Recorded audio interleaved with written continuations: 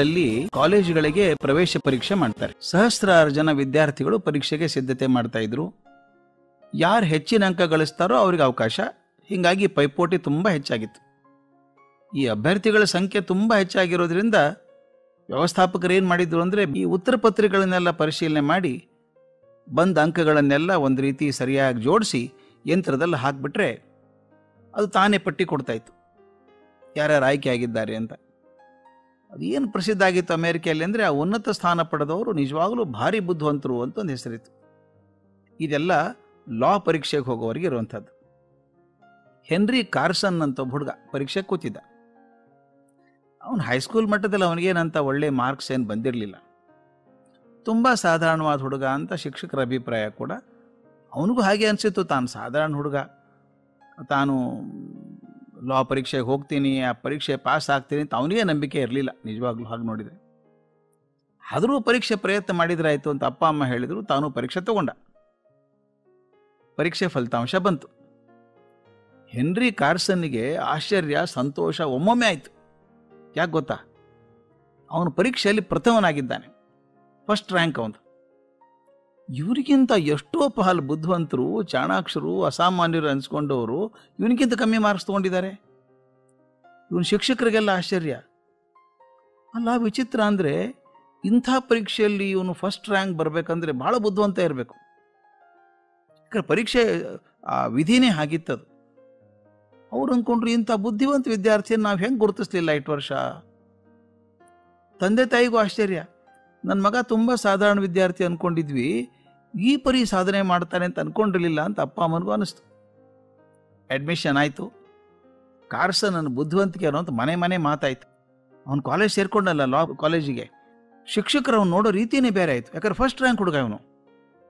ಇಡೀ ಕ್ಲಾಸಲ್ಲಿ ಕೂತಂಥ ಮಕ್ಕಳು ಕೂಡ ಹೆನ್ರಿ ಏನು ಹೇಳ್ತಾನೆ, ಹೆನ್ರಿ ಏನು ಹೇಳ್ತಾನೆ ಅಂತ ಕಾಯ್ದು ನೋಡ್ತಾ ಇದ್ರು. ದಿನ ದಿನಕ್ಕೆ ಅವನ ಪ್ರತಿಭೆ ಹೆಚ್ಚಾಯ್ತಾನೆ ಹೋಯ್ತು. ಹೆನ್ರಿಗೆ ಸಹಿತ ಇದುವರೆಗೂ ತನ್ನೆಲ್ಲ ಶಕ್ತಿ ಇದೆ ಅಂತ ಗೊತ್ತಿರಲಿಲ್ಲ ಅವನಿಗೆ. ಕಾಲೇಜ್ ಶಿಕ್ಷಣ ಮುಗಿಸಿದ, ಅಲ್ಲಿಯೂ ಫಸ್ಟ್ ರ್ಯಾಂಕ್ ಬಂದ. ತನ್ನದೇ ಕಾರ್ಯಾಲಯ ತೆಗೆದ, ಕಾನೂನಿನ ಕಾರ್ಯಾಲಯ. ಬ್ರಿಟಿಷ್ ಪಾರ್ಲಿಮೆಂಟಿಗೆ ಆಯ್ಕೆಯಾದ. ಇಂಗ್ಲೆಂಡಿನ ಅತ್ಯಂತ ಪ್ರಖರ ನ್ಯಾಯವಾದಿ ಅನಿಸ್ಕೊಂಡ್ಬಿಟ್ಟ. ಸರ್ಕಾರದ ಸಾಲಿಸಿಟರ್ ಜನರಲ್ ಅಂತ ಆದ. ಮುಂದೆ ಅಟಾರ್ನಿ ಜನರಲ್ ಆಗಿ. ಜನ ಹೇಳ್ತಿದ್ರಂತೆ, ಹೆನ್ರಿ ಕಾರ್ಸನ್ ಅಂತ ಕಾನೂನು ತಜ್ಞ ಹಿಂದೆ ಇರಲಿಲ್ಲ, ಮುಂದೆ ಇರೋ ಸಾಧ್ಯ ಇಲ್ಲ ಅಂದ್ಬಿಟ್ರಂತೆ. ಇದೆಲ್ಲ ಆದದ್ದು. ಕೇಳುಗರೆ, ತಮಾಷೆ ವಿಷಯ ಗೊತ್ತೇ? ಈತ ಕಾಲೇಜ್ ಸೇರಿ ಶಿಕ್ಷಣ ಪಡೆದು ಮೇಲೆ ತನ್ನ ನ್ಯಾಯಾಲಯ ಶುರು ಮಾಡಿದ ಮೇಲೆ, ಅಂದರೆ ಪರೀಕ್ಷೆ ಮುಗಿದೊಂದು 15 ವರ್ಷದ ನಂತರ ಒಂದು ವಿಷಯ ಬಯಲಿಗೆ ಬಂತು. ಏನು ಗೊತ್ತಾ? ಈ ಪ್ರವೇಶ ಪರೀಕ್ಷೆ ಮಾಡಿದ್ರಲ್ಲ ಅಧಿಕಾರಿಗಳು, ಆ ಶಿಕ್ಷಕರು ಬರ್ಕೊಟ್ಟಿದ್ರಲ್ಲ ಎಷ್ಟೆಷ್ಟು ಮಾರ್ಕ್ಸ್ ಬಂದಿದೆ ಅಂತ, ಅದನ್ನೇ ತಾನೇ ಕಂಪ್ಯೂಟರ್ಗೆ ಸೇರಿಸಿದ್ದವರು. ಆ ಕೈಲಿ ಬರ್ಕೊಟ್ಟದ ಮಾರ್ಕ್ಸ್ ಕಾರ್ಡ್ ತೆಗೆದು ನೋಡ್ತಾರೆ, ಹೆನ್ರಿ ಕಾರ್ಸನ್ನಿಗೆ ಪ್ರವೇಶ ಸಿಗೋದೇ ಅಸಾಧ್ಯ, ಅಷ್ಟು ಕಡಿಮೆ ಮಾರ್ಕ್ಸ್ ಬಂದಿದೆ ಅವನಿಗೆ.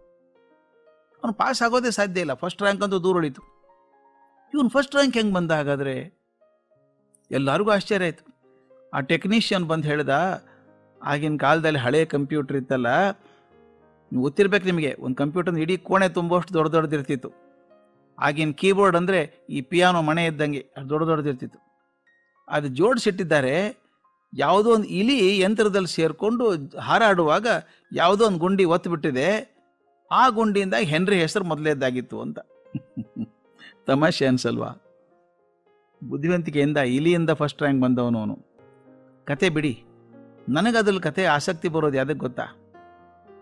ಎಲ್ಲಿವರೆಗೂ ಹೆನ್ರಿ ತಾನು ಸಾಧಾರಣ ಬಾಲಕ ಅಂದ್ಕೊಂಡಿದ್ದೋ ಅಲ್ಲಿವರೆಗೂ ಅವನ ಸಾಧನೆ ಕೂಡ ಸಾಧಾರಣವೇ ಆಗಿತ್ತು.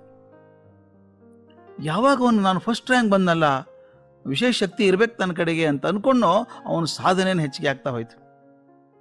ಗಮನ ಇಟ್ಟು ನೋಡಿ, ಅದೇ ಮಗು, ಅದೇ ಹುಡುಗ, ಆದರೆ ಒಂದು ಸಲ ತನ್ನಲ್ಲಿ ಶಕ್ತಿ ಇದೆ ಅಂತ ಅನಿಸ್ಕೊಂಡಾಗ ಎಲ್ಲಿ ಶಕ್ತಿ ಬಂದ್ಬಿಡುತ್ತಲ್ಲ ಒಳಗಡೆ. ಅವನು ಅಟಾರ್ನಿ ಜನರಲ್ ಆಗಿ ಅತ್ಯಂತ ಖ್ಯಾತ ನ್ಯಾಯವಾದಿ ಆಗಿಬಿಟ್ಟ.